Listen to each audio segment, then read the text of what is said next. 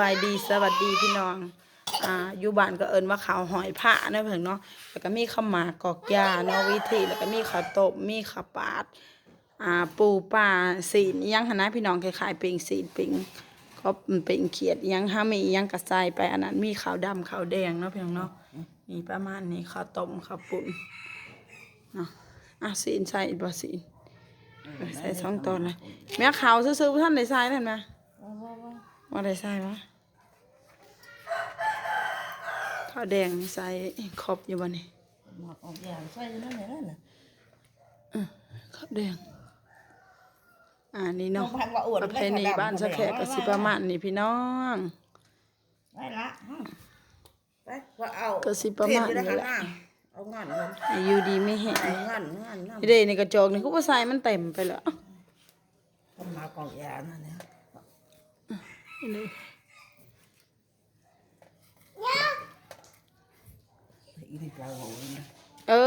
อย่างอีสังเว้ยลูกเอามาก็เอาเทียนนำพี่น้อง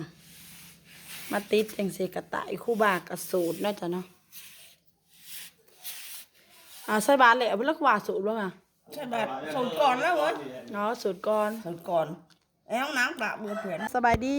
ดี FC มาสุขุสุขดีต้อนรับเข้าสู่2ซักแคปักเซ่จ้าพี่น้องมื้อนี้ซักแคกสิพาท่านผู้ชมไปซอยบุญอยู่เมืองสุขมานะเพิ่นเนาะเมืองสุขมาเดี๋ยวไปเบิ่งกันเลยเนาะบุญก็สิเป็นเขาเจ้าเฮ็ดงานบุญแบบใน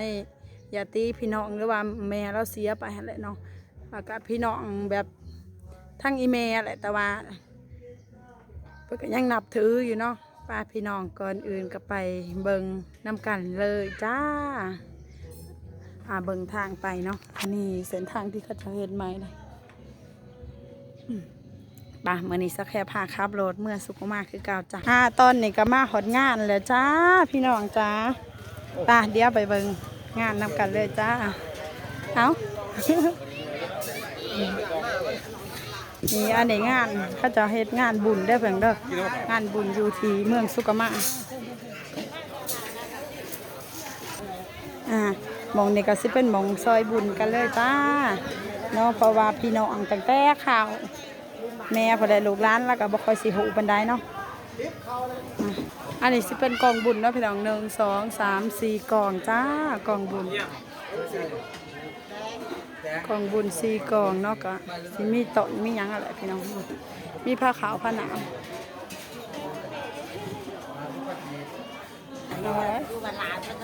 กดเลยไปมือจะสิจ้าได้ของกอดแล้วบ้างนี่มันบังกองแล้วมึงเรื่องตั้งแต่เราชื่อหลอกแล้ว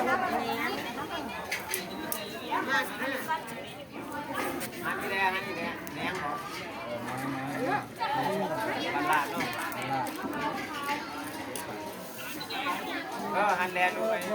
ใส่ไม่ใส่บาทมากก่อนอยู่ตลาด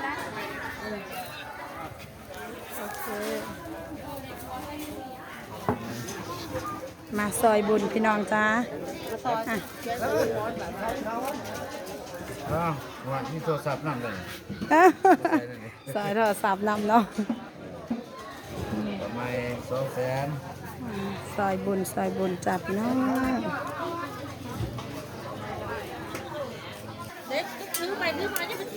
ไม่ใหญ่คุณไม่ใหญ่คุณมันลาดใหญ่คุณซอยบรรลาดคุณโสดบรรลาดบ่แม่นใหญ่คุณพอคุยได้บ่เป็นใหญ่คุณสอดล่ะป้าแล้วป้าบ่ถูกบรรลาดเป็นรักแต่ก็ยังป้าบ่ถิ่นเนาะก็ดีใจนะยังบ่อันนี้นี่ก็ไม่ใหญ่งวนพอใหญ่ม้อนล่ะนี่แต่ว่าจอดเอาแต่ไม่ใหญ่งวนสอดแหละเกิบถอดได้อีเพิ่นป่ะอันนี้ก็ทางแม่ครัวเพิ่นเนาะทางแม่ครัวเพิ่นพี่น้องอันนี้ก็แม่ครัวเพิ่นให้กินจ้าป่ะเดี๋ยวก็สิไปกินข้าวกันเลยจ้าฟังนี่ก็จกข้าวโต๊ะของห้ากับข้าวมาเป็นที่เรียบร้อยแล้วจ้าว้าวมีขัวมีก้อยพี่น้องมีข้าวปุ่นเด้ออันนี้ก็สิเป็นกองข้าวเนาะซีมเลยปะแนงซีมเลยมากับปะแนงปะเต็งเนาะเด็กแขกกับบ่คอยร้ายมันงามสาวอยู่แบบร้อย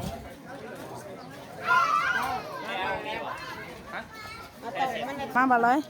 บ่เจอกกับปลาแหนงอย่าปลาแหนงบ่อิ่มมาพี่น้องกินข้าวน้ำกันเด้อไปจะได้แซ่บบ่ซีมคำแรกเลยก็สิเป็นขัวก่อนเพราะว่ามักกินขัวพี่น้องแซ่บเนาะแซ่บพี่น้องอันนี้สิเป็นก้อยเลยพี่น้องก้อยหมูเลยนี่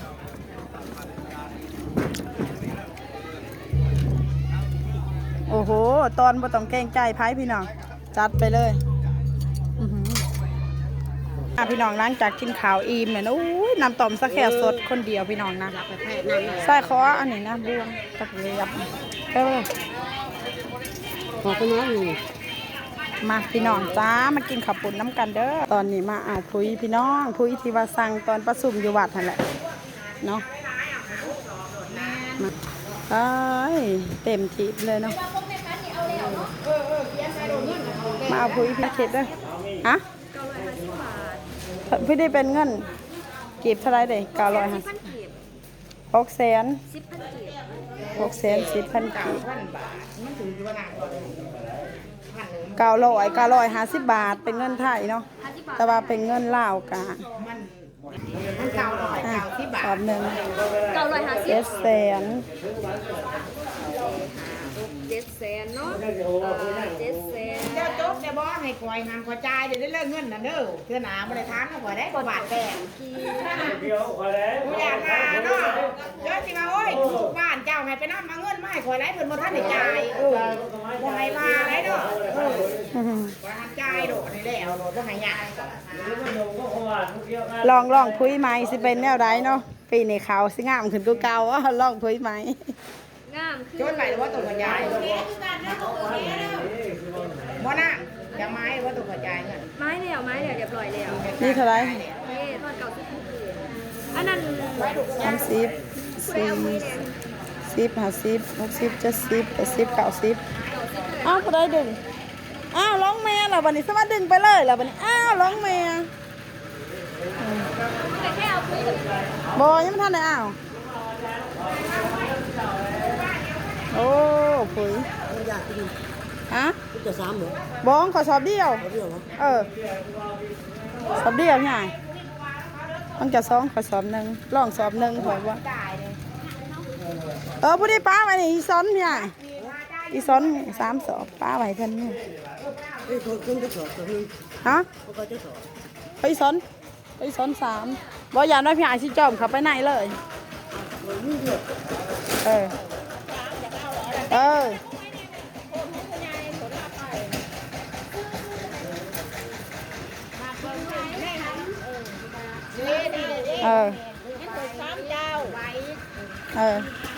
อันนี้ของแค่กับแค่2สอบแค่สอบ1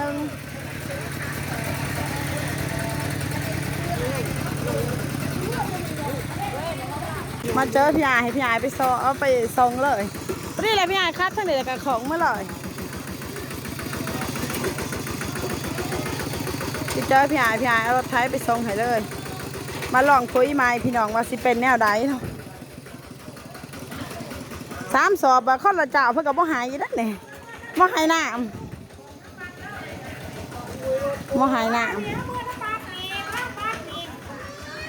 สอบ1 950เนาะเป็นเงินบาทเป็นเงินกีบกะ610,000พี่น้องเนาะชาวบ้านเขาจะกระลองเอาเบิ่งร้ายเลยทีเดียวไม่ยังอีกโดนปองกระโดมมาเจ็บดอกข้าวมันเนื้อพันร้ายเจ้าเนาะผู้ละสอบ2สอบกะโอ้2 4 6พอดี6สอบอีว่าจักสอบไว้จ้าจักสอบเอาไว้เอาจักสอบเอาคือการลองบางสอบนึงคือกัน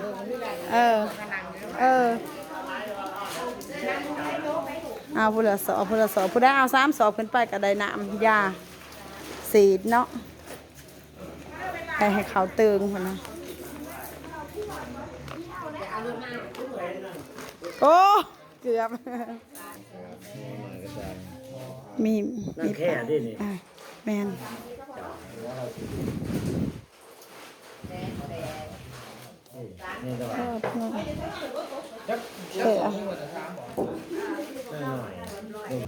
นี่พี่น้องถามว่าห้าเอาตอนเพิ่นมาประสุมเนาะ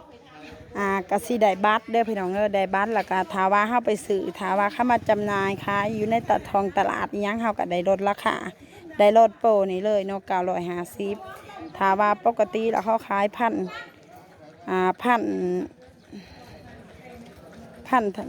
50 บาทบ่หรือว่าพันยังบ่แหละประมาณนี้แหละเนาะนี่ตอนนี้ก็สิได้ราคาถือถ้าเฮาไปซื้ออยู่ตลาดหรือว่าอีหยังก็สร้างถ้าเฮามีบัตรนี่ไปมันก็สิได้ราคาโปรถือพี่น้องจ้าเนาะพี่น้องพุ้ยก็สิเป็นประมาณนี้จ้าพี่น้องมีหูบกวงเนาะจ้ะเนาะแล้วก็มีหูบขาวกับลักษณะแนวนี้5 ดาวจ้าเนาะแล้วก็สิเมนใส่สวนยางแน่สวนกาแฟสวนอ้อยหน้าขาวแล้วก็สิเป็นมันนะเพิ่นเนาะนี่ก็มากมายต่างๆบ่ว่าสิเป็นผักต่างๆนะเพิ่นเนาะใส่ได้หมดมาข้าวโพดบางอีหยังนี่พี่น้องเนาะก็ประมาณนี้เด้อจ้ะถ้าเป็นเงินไทยหันก็950 บาทเป็นเงินลาวก็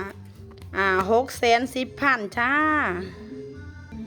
ลองพุ้ยใหม่เนาะปีนี้สิเป็นแนวใดปีนี้ก็อาจสิหนาวมาหลายพี่น้องเพราะว่าเดือน4เดือน5เดือน3เดือน4แล้วก็ยังหนาวอยู่พี่น้องหนาวบรรยากาศยามเช้าจ้าหมักม่วงกกได้ก็อุ้ยหมากเต็มเลยค่ะว่าปีนี้เขามาคักเนาะจักแม่นสิเขามาหรือว่าสิมาย้อนหยังก็บ่ฮู้พี่น้องปีนี้ก็ออกพุ้ยใหม่อีกจ้าลองเบิ่งสอบ1บ่กล้าเอาหลายเนาะเพิ่นเนาะพี่น้องเหลือไก่แม่หนึ่งจนหลงไปเลยจ้าคิดว่าไก่จะคล้องตายไปหมดแล้วพี่น้องตอนนี้จ้าได้ยินเสียงไก่ห้องเจี๊ยบเนาะเมื่อคืนนี่แม่ก็บอกอยู่ว่าคือบ่เบิ่งไก่นี่มันตายคาห่างแล้วปะจ้าก็เลยบ่ได้เบิ่งเนาะคิดว่าไก่10 ปลายโตตายกันหมดนะไก่แม่ฟัก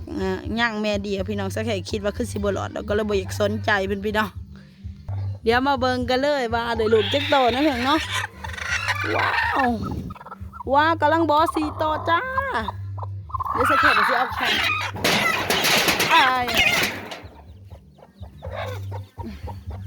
เดี๋ยวเก็บไข่จะออกก่อนอย่าฟ้าวโอ้ยจะแมนฟ้าวนะ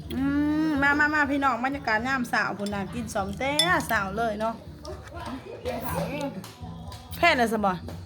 มันแพทย์นะสิ9 โมง 10 โมงแหละแต่สาวเลยเนาะ